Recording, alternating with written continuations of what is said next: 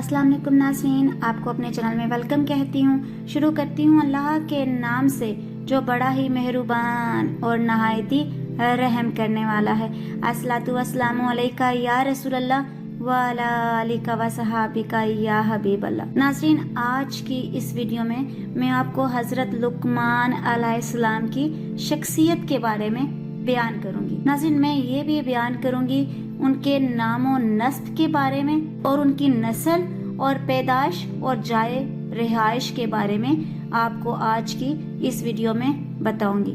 तो वीडियो का आगाज करते हैं। नाज़रीन, आपको मेरी वीडियो जैसी भी लगी तो मुझे अपनी कीमती राय का इज़हार कमेंट बॉक्स में ज़रूर कीजिएगा। वीडियो का आगाज करती हूँ। नाज़रीन, हकीम लुकमान रहमतुल्लाह अलैह का नाम तो बचपन से ही सुनते चले आ रहे होंगे आप लोग, क्योंकि अल्लाह ने इनके नाम से कुरान करीम में एक सूरत भी नाज़िल फरमाई है जिसकी क़यामत तक तिलावत होती रहेगी इंशाअल्लाह। लेकिन बहुत ही कम लोग इस बात से वाकिफ हैं कि हज़रत लुकमान हकीम कौन थे। अल्लाह ने इनके नस्ब, खानदान और ज़माने के बारे में तो अपने कलाम में कोई जिक्र नहीं किया, लेकिन इनके हकीमाना अक़वाल का जिक्र फरमाया है। ताम कदीम तारीख इस बात की गवाही देती है कि इस नाम का एक शख्स सरजमीन अरब पर मौजूद था। अलबत्ता उनकी शख्सियत और नस्ब के बारे में इख्तलाफ पाया जाता है।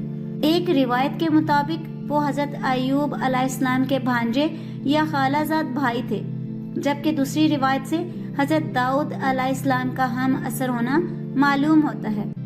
नाज़रीन, अक्सर मौरखीन की राय है कि हकीम लुकमान रहमतुल्लाह अलैह अफ्रीकील नस्ल थे और अरब में इनकी आमद बहसियत गुलाम हुई थी।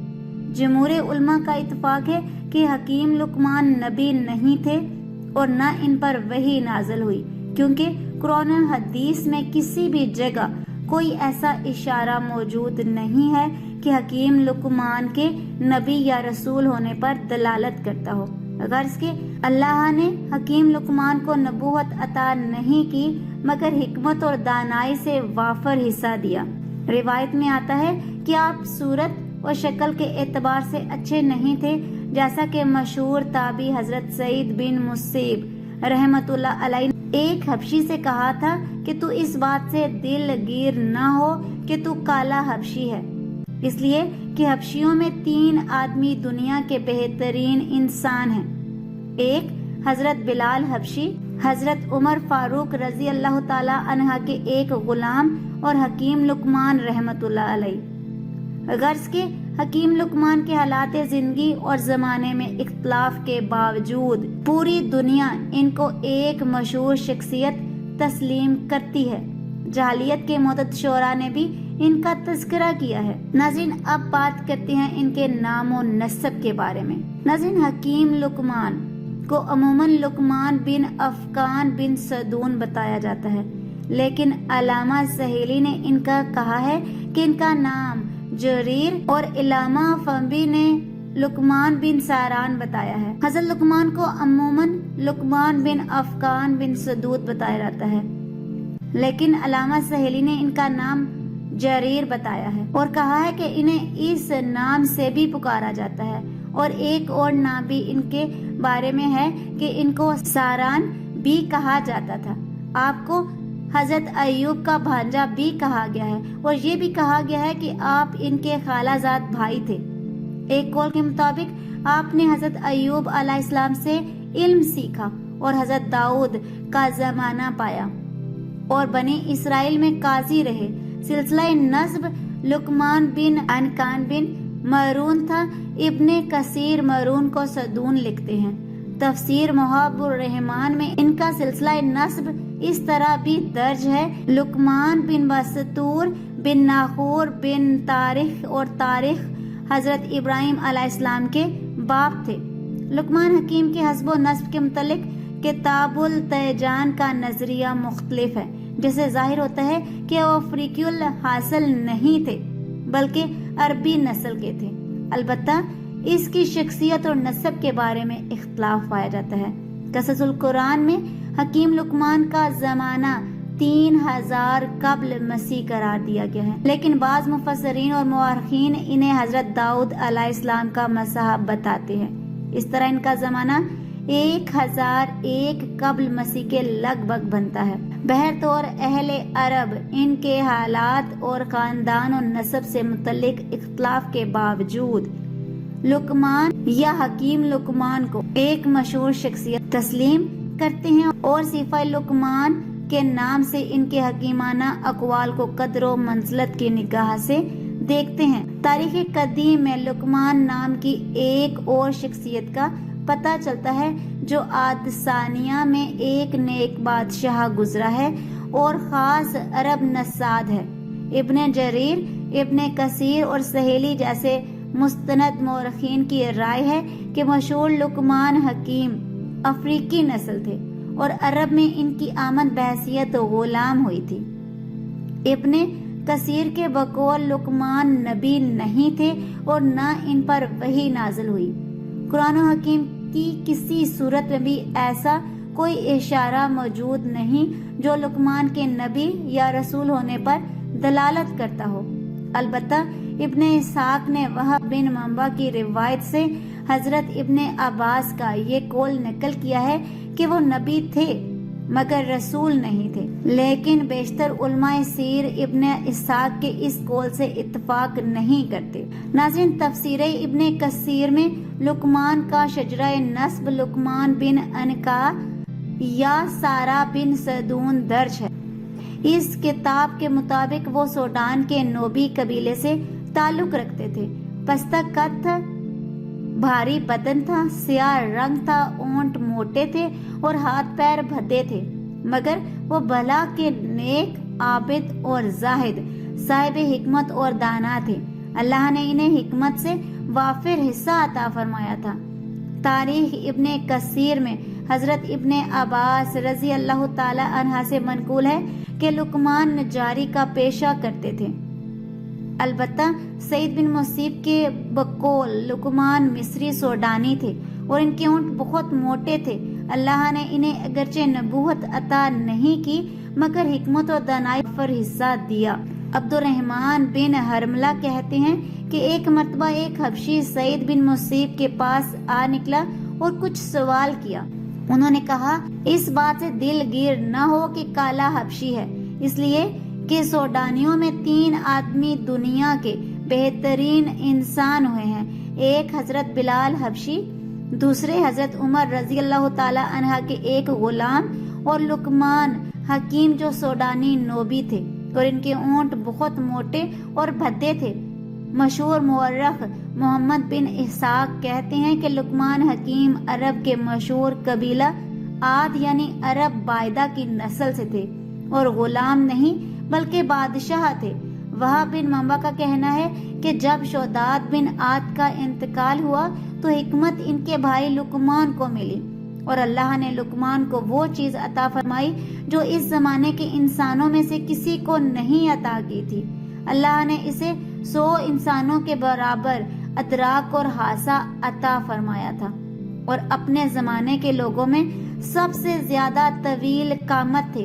اور وہ بھی یہ بھی کہتے ہیں کہ لقمان بن عاد کا نسب ملتات بن سلک بن وائل بن حمیر تھا اور وہ نبی تھے لیکن رسول نہیں۔ الارض قرآن کے مصنف بھی یہی دعویٰ کرتے ہیں کہ لقمان حکیم اور لقمان بادشاہ ایک ہی شخصیت ہے اور وہ عاد ثانیہ کے نیک بادشاہوں میں اور بہت بڑے حکیم اور دانا تھے، اور عرب میں لقمان کے نام سے جو صیغہ منسوب تھا وہ انہی لقمان عاد کا ہے۔ وہب بن منبع کی روایت ہے کہ جب شداد بن عاد کا انتقال ہوا تو حکومت اس کے بھائی لقمان بن عاد کو ملی۔ لقمان کو 100 آدمیوں کے برابر حاسہ ادراک عطا ہوا تھا اور اپنے زمانے میں سب سے زیادہ طویل القامت تھے۔ وہب نے یہ بھی روایت کی ہے کہ عبداللہ بن عباس فرماتے ہیں کہ ان کا نسب لقمان بن عاد بن الملتات بن السلسک بن وائل بن حمیر ہے۔ بر صغیر کے مشہور محقق سید سلمان ندوی ارض القرآن میں لکھتے ہیں کہ لقمان بن عادی لقمان حکیم تھے اور عرب نسات تھے۔ ان کے عرب ہونے کے بارے میں سید صاحب ایک زمانہ جاہلیت کے شاعر سلمی بن ربیہ کے اشعار سے استشہاد کرتے ہیں، جن کا ترجمہ میں آپ کو بیان کر دیتی ہوں۔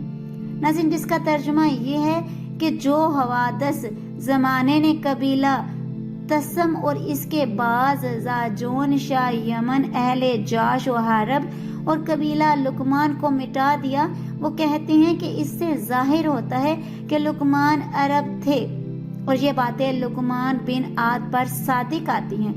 اس لقمان کا ذکر اخبار عبید میں بھی موجود ہے، جہاں اسے عاد الاخرہ میں سے بتایا گیا ہے، اور یہ لوگ حضرت ہود کے وہ متبعین تھے جو ان کے ساتھ عاد اولا کی تباہی کے بعد ہجر موت وغیرہ میں آباد ہو گئے تھے۔ ناظرین، اب بات کرتے ہیں نسل کے بارے میں۔ حضرت سفیان نے اشد اکرمہ ابن عباس کے حوالے سے لقمان حبشی لکھا ہے۔ حضرت خالد ربیعی کا قول ہے کہ حضرت لقمان حبشی غلام بڑھائی تھے۔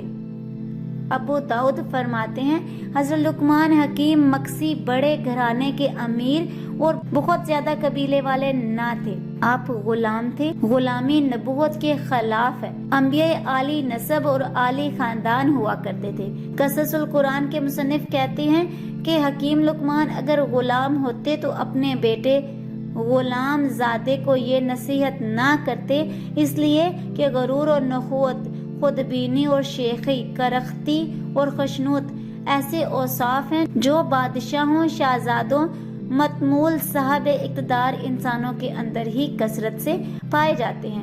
مصنف نے اس امر سے بھی اتفاق کیا ہے کہ لقمان حکیم اور بادشاہ ایک ہی ہیں، اور وہ عاد ثانیہ کے پیغمبر حضرت ہود کے پیرو تھے۔ وہ حبشی الاصل نہیں بلکہ عربی النسل تھے۔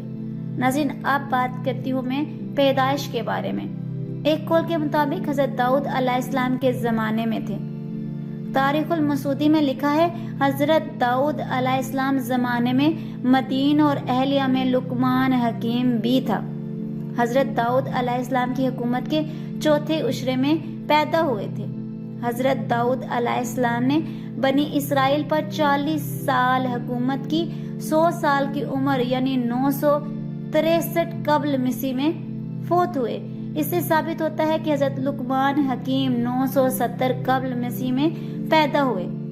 بعض نے ان کا تعلق 3000 قبل مسیح سے بیان کیا ہے۔ ناظرین، اگر جائے رہائش کے بارے میں بات کرتے ہیں تو یحییٰ بن سعید انصاری سعید بن مصیب کے حوالے سے کہتے ہیں کہ لقمان مصری علاقے سوزان کے رہنے والے تھے۔ سعید بن مصیب کے حوالے سے ہی ملتا ہے۔ حضرت لقمان حکیم جو حبشے کے نوبہ تھے، نوبہ اس علاقے کا نام ہے جو مصر کے جنوب اور سوڈان کے شمال میں واقع ہے۔ بعض کے نزدیک ان کا تعلق مدین اور اہلیہ یعنی جو موجودہ عقبہ سے تھا، اسی وجہ سے ان کی زبان عربی تھی اور ان کی حکومت عرب میں شامل ہوئی۔ بعض علماء مثلاً علامہ سحری نے یہ بھی تصریح کی ہے کہ لقمان حکیم اور لقمان بن عاد دو الگ الگ اشخاص ہیں، ان کو ایک شخصیت قرار دینا درست نہیں۔ آج کی اس ویڈیو میں اتنا ہی۔ اگر آپ کو میری ویڈیو اچھی لگی ہو تو لائک اور شیئر کیجیے گا، اور اگر میرے چینل پر نہیں ہو تو سبسکرائب کر لیں، ساتھ والے بیل کے آئیکن کو کلک کر لیجیے گا تاکہ میری ہر نئی آنے والی ویڈیو کی اپڈیٹ آپ تک پہنچتی رہے۔ اپنی دعاؤں میں یاد رکھیے گا۔ ملتے ہیں اگلے ویڈیو میں، تب تک کے لیے اللہ حافظ۔